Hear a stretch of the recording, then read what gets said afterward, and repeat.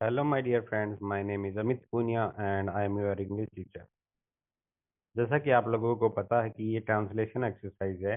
पिछले वीडियो में हमने प्रेजेंट इंडेफिनिट टेंस के ऊपर चर्चा की थी। आज हमारा टेंस है प्रेजेंट कॉन्टिन्यूअस टेंस। चलिए दोस्तों देखते हैं कि इस टेंस में कौन कौन सी हेल्पिंग वर्ब, जिन्हें हम ऑक्सिलरी वर्ब भी कहते हैं, यूज में आती हैं। कौन से प्रोनाउन के साथ कौन सी हेल्पिंग वर्ब लगेगी और वर्ब की जो आईएनजी फॉर्म है वो सभी में सेम रहेगी, क्योंकि हम जो पढ़ रहे हैं वो है प्रेजेंट कॉन्टिन्यूअस टेंस। एक बात ध्यान रखना दोस्तों, जिस भी टेंस के अंदर कॉन्टिन्यूअस लगा आ जाए तो उसमें समझ लेना रहा रही रहे। और टेंस के हिसाब से प्रेजेंट में है, हूँ, है, पास्ट में था, थे, थी, और फ्यूचर में कागेगी। तो दोस्तों शुरू करते हैं। मैं अभी अंग्रेजी पढ़ रहा हूँ, यानी कि इस टाइम पर पर्टिकुलर जो मोमेंट है उस टाइम पर क्या एक्शन हो रहा है ये दिखाता है प्रेजेंट कॉन्टिन्यूअस टेंस। तो अभी मैं क्या कर रहा हूँ? मैं पढ़ रहा हूँ। और दोस्तों सब्जेक्ट, वर्ब और ऑब्जेक्ट फाइंड करने के तरीके वही रहेंगे, जो मैं आपको एक बार रिपीट कर देता हूँ। आप वर्ब से पूछिए who is doing the work, आपको निकल के आएगा सब्जेक्ट। सब्जेक्ट और वर्ब का यूज लेकर पूछिए कि क्या या किसका या किसको, तो आप पाएंगे ऑब्जेक्ट। और एक्शन जो हो रहा है कि what is the subject doing, तो आपकी वर्ब निकल कर आ जाएगी। जैसे कि मैं अभी अंग्रेजी पढ़ रहा हूँ, तो मैं क्वेश्चन करूँगा सबसे पहले, कौन अंग्रेजी पढ़ रहा है? यानी कि मैं को बोलते हैं आई। रहा हूँ कॉन्टिन्यूअस का सेंटेंस है, तो प्रेजेंट कॉन्टिन्यूअस में हमें पता है आई के साथ एम लगता है, तो हम एम लगाएंगे। मैं क्या कर रहा हूँ? मैं अभी अंग्रेजी पढ़ा रहा हूँ। क्या कर रहा हूँ? पढ़ा रहा हूँ। पढ़ाना को बोलते हैं टीचिंग, और टीच की आईएनजी फॉर्म टीचिंग। तो जितने भी कंटिन्यूअस टेंस होते हैं उनमें वर्ब की फर्स्ट फॉर्म प्लस आईएनजी लगकर, यानी कि प्रेजेंट पार्टिसिपल का यूज होता है। और मैं क्या पढ़ रहा हूँ? इंग्लिश। तो ये हमारा ऑब्जेक्ट हो गया। और कब पढ़ रहा हूँ? नाउ, यानी कि अब। ये हमारी एडवर्ब हो गई। तुम ध्यान से नहीं सुन रहे हो। कौन ध्यान से नहीं सुन रहा है? तुम, यानी कि यू। यू के साथ हमें पता है प्रेजेंट कॉन्टिन्यूअस में आर लगता है। उसके बाद नहीं आया है, तो नेगेटिव सेंटेंस होने के कारण नोट लगेगा। तुम क्या नहीं कर रहे हो? सुन नहीं रहे हो। यानी कि सुनना को कहते हैं लिसन। लिसन की प्रेजेंट पार्टिसिपल फॉर्म लिसनिंग। और कैसे नहीं सुन रहे हो? ध्यान से, यानी कि केयरफुली। तो यू हो गया हमारा प्रोनाउन एज ए सब्जेक्ट।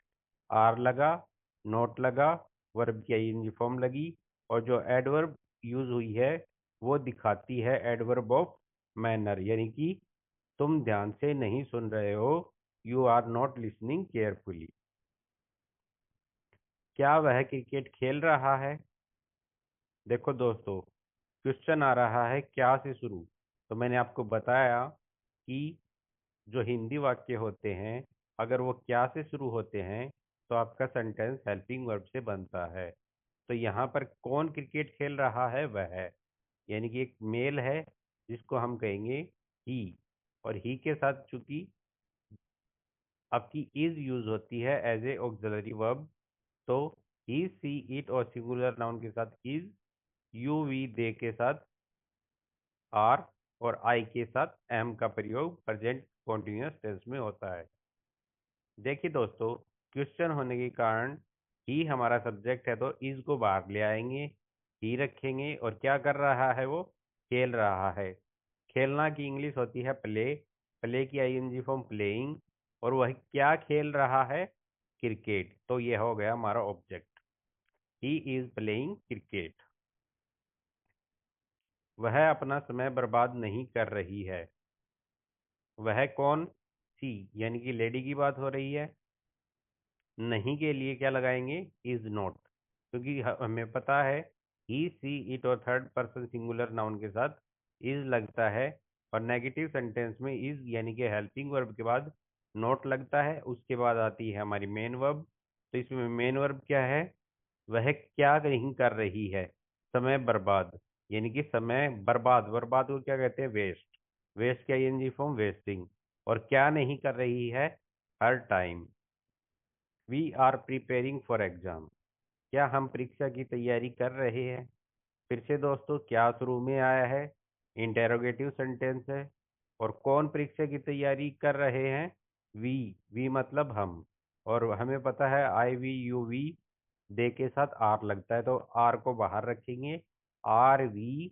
और चूंकि नेगेटिव इंट्रोगेटिव नहीं है, सिंपल इंट्रोगेटिव है, तो वर्ब की आईएनजी फॉर्म तैयारी को कहते हैं प्रिपेयर। और प्रिपेयरिंग आईएनजी फॉर्म लग जाएगी कंटिन्यूअस होने के कारण। और किस चीज की तैयारी नहीं कर रहे हैं? फॉर द एग्जाम, एग्जाम के लिए। We are preparing for the exam. यानी कि दोस्तों फॉर द एग्जाम यहाँ पर क्या है? एक प्रीपोजिशनल फ्रेज।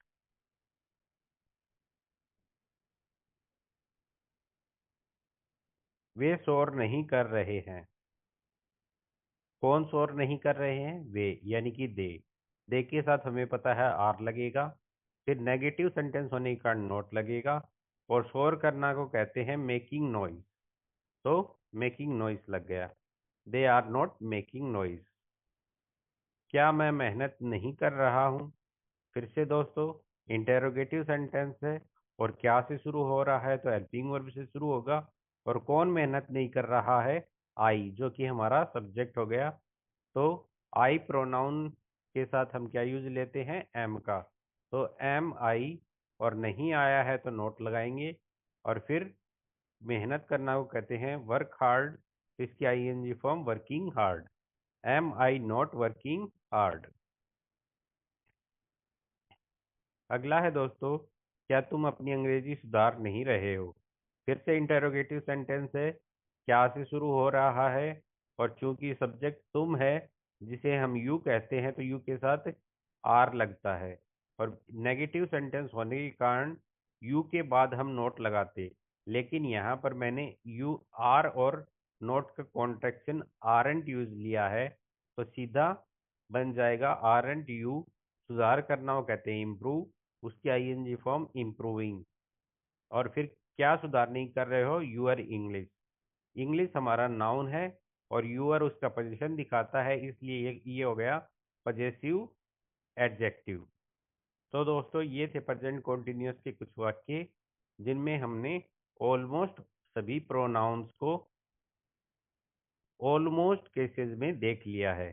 तो आशा करता हूं दोस्तों, आप खुद से 10-15 सेंटेंस बनाओगे और उनमें पता लगाओगे कि कौन से पार्ट ऑफ स्पीच है, कौन सा आपका सब्जेक्ट है, कौन सा आपका ऑब्जेक्ट है, किस पोजीशन पर है, कौन सी मेन वर्ब है, कौन सी हेल्पिंग वर्ब है, कौन सा टेंस है, टेंस है तो क्यों है, नेगेटिव सेंटेंस है या इंटेरोगेटिव है, इंटेरोगेटिव है तो किस टाइप का इंटेरोगेटिव सेंटेंस है। तो ये सभी बातें आप अगर 10 या 15 सेंटेंस बनाकर गौर करके थोड़ी सी ध्यान देकर निकालेंगे, तो आपकी ट्रांसलेशन और मजबूत होगी।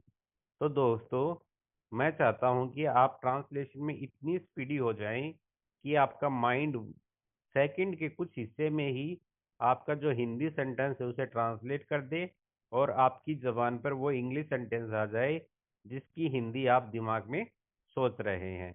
दोस्तों, क्या है कि हमारी जो मदर टंग है वो हिंदी है, तो हम हिंदी के थ्रू ही इंग्लिश सीखते हैं। चाहे कोई भी ये कहे कि नहीं सीधी इंग्लिश टू इंग्लिश सीखो, अरे भाई, जब हम इंग्लिश टू इंग्लिश ही आती, तो हम इंग्लिश सीख क्यों रहे हैं?